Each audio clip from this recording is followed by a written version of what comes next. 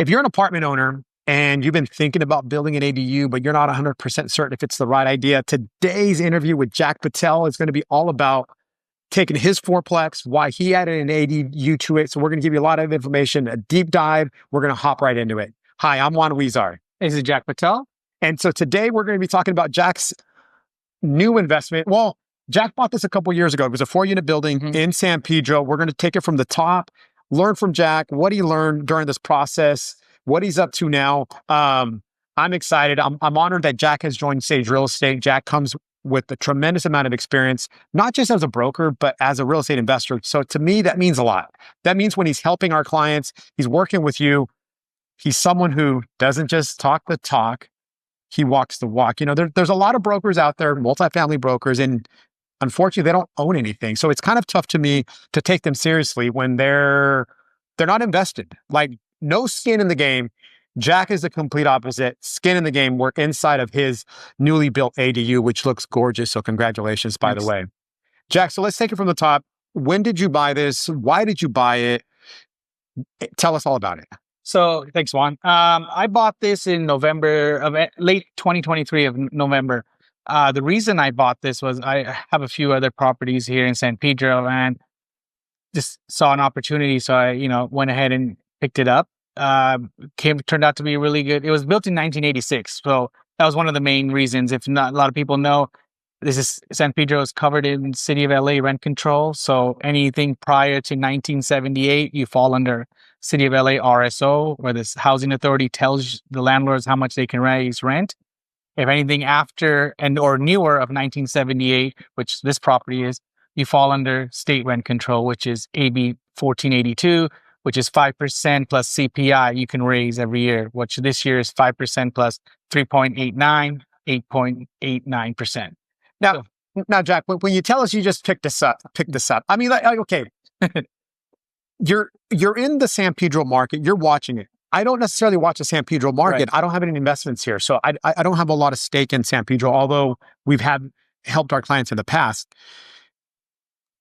So you looked at it because it was built past a certain time and it wasn't going to be restrictive on the rent control. Correct. So, okay, so that's great. How long was it on the market? Were there other offers? What type of negotiation and what type of financing did you have to get to buy this? That was a little creative financing. So this property was on the market. I believe it was 60 days or something like that. Don't quote me on that, but it was something around there. But it was listed at a certain, I think, 1.4. Then the broker brought it down to 1.2, and I got it in escrow at 1.1, which was 1.150. Sorry, but at that time when he did the first price reduction, there was multiple offers coming in. I just happened to be looking in the market, kind of following a couple of properties, and reached out, I guess, a day before he was flooded with other offers, and the seller accepted my offer. So, and I would say it's typically not that easy. I mean, you probably were persistent. You probably let them know, like, hey, out of all these offers, choose mine. Right. So there was a few offers. The reason they chose mine was it was a cash offer. Now, with the cash offer, there was, like I said, creative financing. I took the loan out of my house to put so when you're talking about being invested, I've had a very low debt on my house, my primary residence, and I saw this opportunity. So, convinced my wife, like, hey, let's move on this. So I refinanced. I had the cash in hand, had some savings, and we just went all in.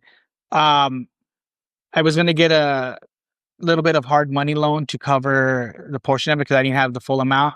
But what worked out was when I got into escrow, and a lot of owners and brokers don't even do this. I was checking all the building records. I mean, that's just what I do, being an investor. So I found that the occupancy permit for this property when it was built, it was 4 units plus a rec room.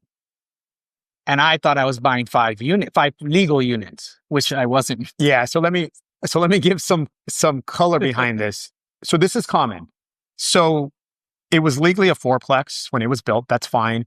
And there must have been some additional space here. Right here. And they got it permitted as a rec room. So a rec room just means that hey, maybe it's going to be like the man cave, maybe it's going to be a playroom, maybe it's going to be a library, but the city permits it, but not to be habitable. Correct. Unhabitable space. Yeah. So we sell a lot of buildings where there's always a rec room. But what ends up happening is the rec room was approved at one point, and through the years, owners will make it into an unpermitted unit, which was what Jack had discovered through his research. Mm-hmm. So then they marketed the property as 5 units, and that's where they made an error, right? So that's a mistake. So like they should have said 4 units with an unpermitted rec room is what they should. Well, the rec room was permitted, but they should have marketed it as a legal 5, and that's where Jack was able to find an issue with their property. Yeah. So, in fairness to the broker that was listing it, he didn't know either. He was told by the owner, and the owner was adamant because when they bought it, it was a 1-1 where we're standing. But anyways, long story short, I was able to get a little bit more reduction on the purchase price by negotiating that because it was a 4 unit at the time. But it wasn't just that. There was a lot of deferred maintenance on this, a lot of major system, electrical, the roof had holes in it, gas, well, not gas, but the units itself, they were just really dated. So what Jack was able to do was put it in escrow, and once he found out through the investigations that the property needed more work, one of the units was legally unpermitted, he was able to renegotiate to a more favorable price. Correct. So Jack, so you bought it cash. I can't believe you convinced your wife. So talk about risk taking too. I mean, guys, and I know sometimes people think, oh, it's easy. It's not easy, because I'm sure he was scared. I'm sure his wife was scared. Like, I can't believe here we've almost paid off our house and you're going to put more debt on the house, is essentially what he did. But in a way, I respect it. Like, I respect people that are doers, people that are taking risk. And so now walk us through. You've closed the escrow. I'm sure it had tenants. I'm sure it had probably low rents because it had deferred maintenance. How did you work with all that? Oh, well, did you know? But let me go back to that point where Juan was saying, I'm taking a risk. My loan that I got for my primary wasn't 3.2, wasn't 4, wasn't even 5. We were at 6. We're at 6.8. So I got it at the high, 2023. We were at the peak. So that was a big risk on our part, or my part, doing this. But I kind of had the vision that, this will come out as it is now. You'll get to see the whole property. But what happened with the tenants? So, you always hear these stories with landlords and tenants, and they're horrific stories, or you're kicking people out, or, taking away from where they're living.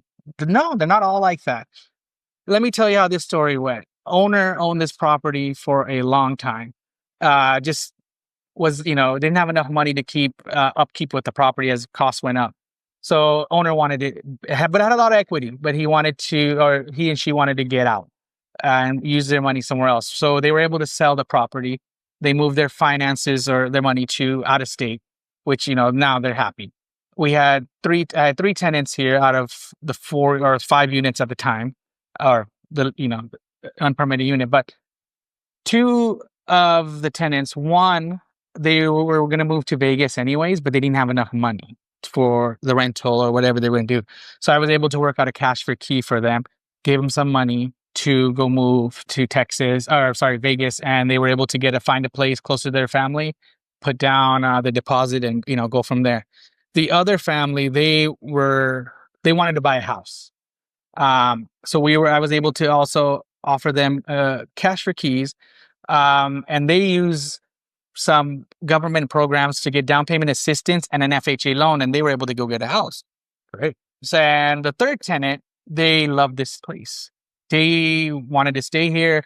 They just wanted to stay they haven't stayed in a newly renovated anything, house, apartment, or whatever.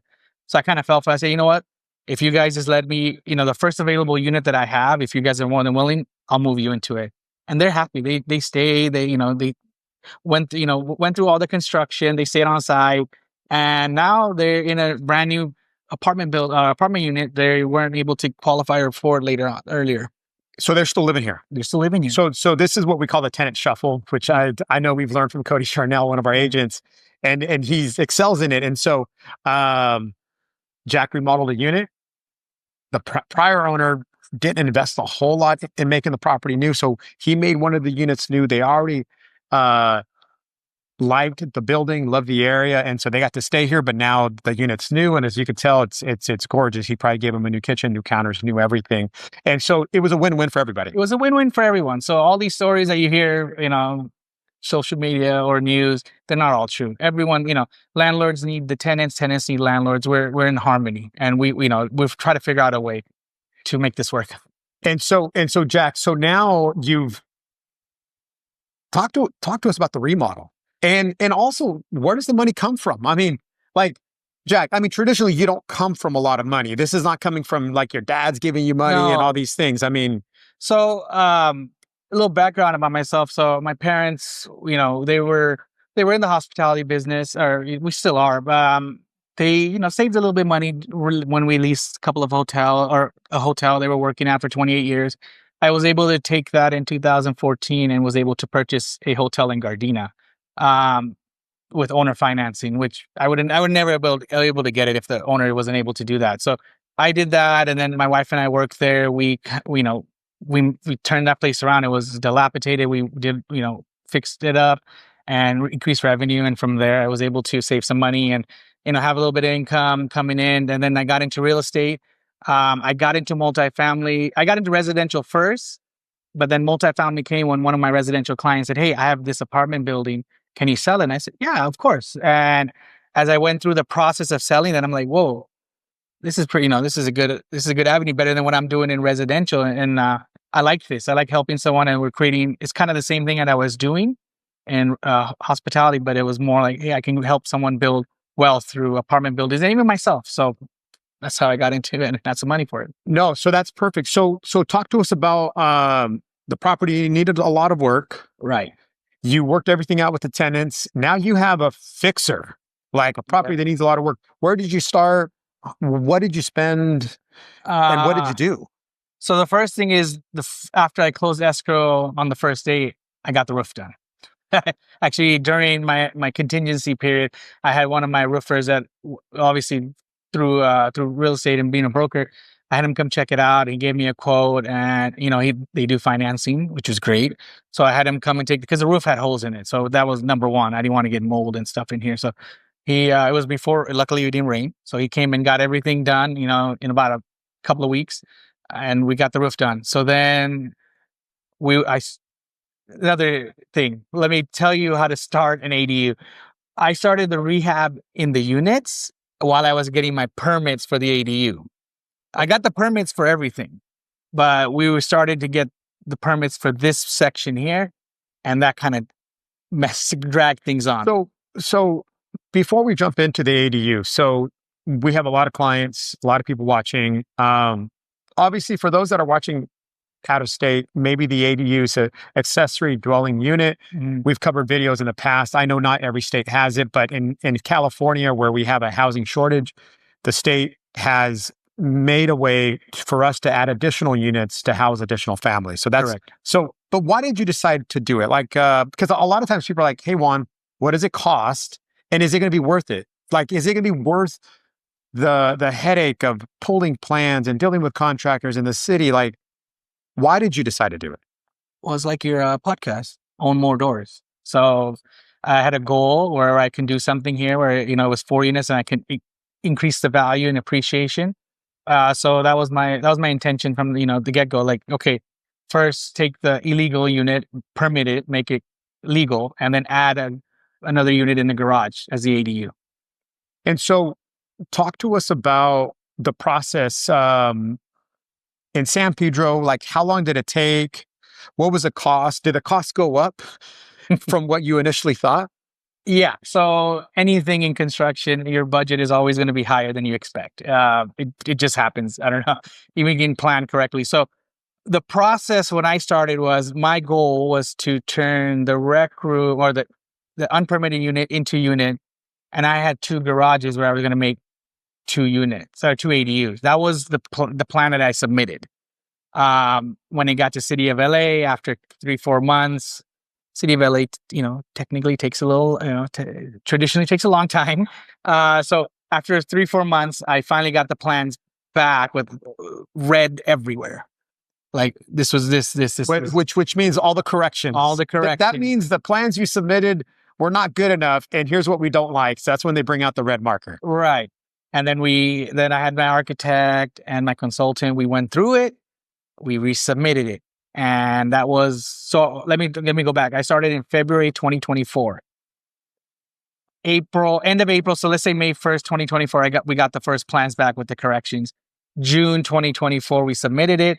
End of June, we got those back again with another bunch of red lines. But this time around, the plan checker told us, hey, you can't do 2 ADUs in a 4-unit complex. It's only 25% of the building. At that point, the law only allowed essentially one based on how many units he had. The law keeps changing every year. It keeps changing. So at that time, it was 25% of the existing units you have. So I had 4 units, 25% of that is 1.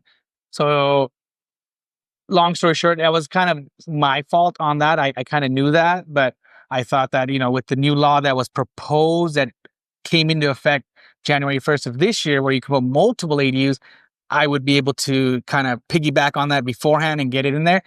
Oh, I was wrong. So that took a long time to see. So in July, I had to redo the whole plans and just do this unit. But I was able to take, and we'll show you behind me, I have 2 garages, or had 2 garages. There's a small garage behind us, and then there's a 2-car garage, big one, in the back of the building. We were able to incorporate this small garage behind us into a bedroom, into this rec room. So now I have a 2-bedroom, 1-bath unit, legal. Yeah, and it turned out really, really nice. Sometimes I go out to properties all the time, and I could tell there was an ADU. This one's really hard to tell. It blends in really nice. Talk to us. Our folks want to know, how much did you pay for this? So this ADU, after all the permits and plans and everything, it was more than I budgeted, because we had to incorporate the garage and do the footing in the garage door. So it was about $130,000. $130,000? Mm-hmm. Okay. With material and labor. Got it. So now, how much is the door worth? So it means if you spent $130,000, like what is it worth? $300,000, $350,000? This is probably about brand new, renovated, 86. This is about $365 a door. Okay.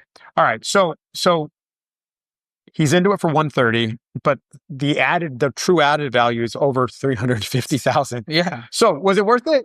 You tell us. Of course it's worth it. So you would do this over again. So if someone's watching and they're like, hey, I want to do something similar to that. You've done it now. Mm-hmm. You found the right deal.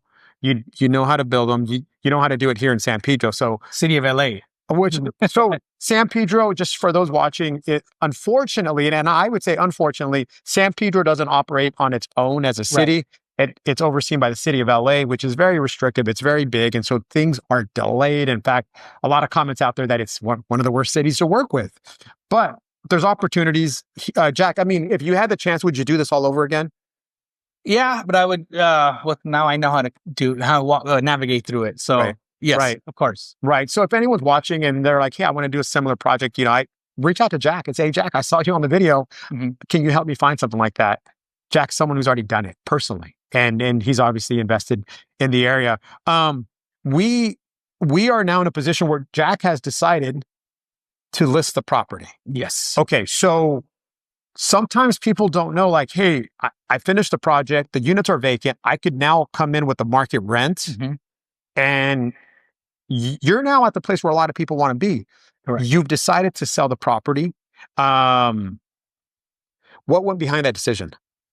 So Juan, when I bought this and then did all the work, my intention was I did all the work and everything behind this. Will be a long-term hold, because as you can see, it's hard to get to this position. Yeah, having empty units and market rent. But just like in real estate and being a broker and an investor, another opportunity just came up, and I wish I had more money. Got it. Okay. So I had to go sell this one. All right. So in order for, so I'm going to do a 1031 exchange. Sorry. Yeah. So Jack intends to sell this because there's something he wants to buy. Now, when he was going through all this and dealing with the issues and spending a lot of money and making it be what it is and new windows and new paint and all new kitchens. This is a process. It's a lot of work. Yeah. It's a lot of work. It ends up becoming a kind of a full-time job, just overseeing everything. A building hits the market. Jack wants to buy it. In order for him to buy it, he now needs to take the profits from this to be able to buy that.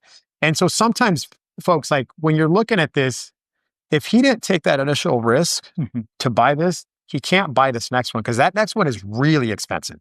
And so it's baby steps. You know, sometimes, you know, like I was talking to a client yesterday and it's a small duplex they want to buy, her and her husband.